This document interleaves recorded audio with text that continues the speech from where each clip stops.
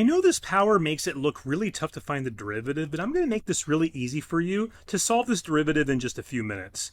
I personally like rewriting the expression using e to the natural log of whatever it is you started with here, because then we can use properties of logarithms to really take this complicated power here and break it down into easier parts to work with. And so for the next step, I'm going to go ahead and bring the x squared power that ix was all raised to out in front of the natural log, because we can use that property of logarithms. And so what's nice about this is maybe you're stuck here and you're like, okay, Dave, well, what do I do?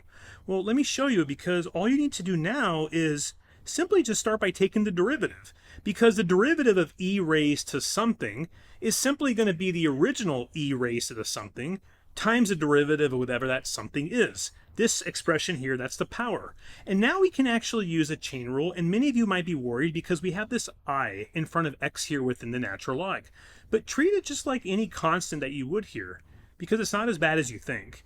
So using the product rule, for this expression here on the right, what I'm going to get is taking the derivative of x squared, which is 2x, times everything to its right. And then I'm going to do the opposite, right, where I'm going to get x squared times the derivative of natural log of ix. Now remember, with natural log of ix, you need to use the chain rule here, because you have to make sure you don't forget taking the derivative of this inside part, which is going to go ahead and give you this I outside here. And so for the next step, if you're following along, you know what's really cool?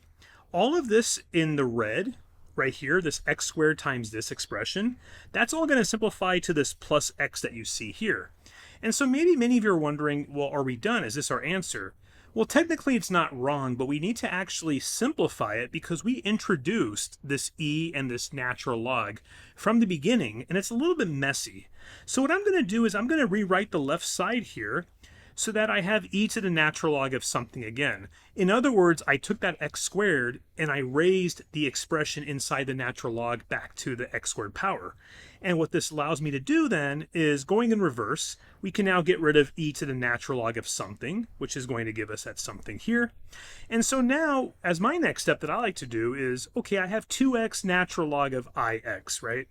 So similar to the expression here to the left that we started with, I'm going to go ahead and take natural log of ix and bring this 2x within the power, or I should say within the expression, and raise it all to the power of 2x.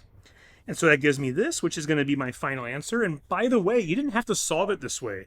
Can you think of another way you can solve it, and if it's actually faster? And tell me in the comments below.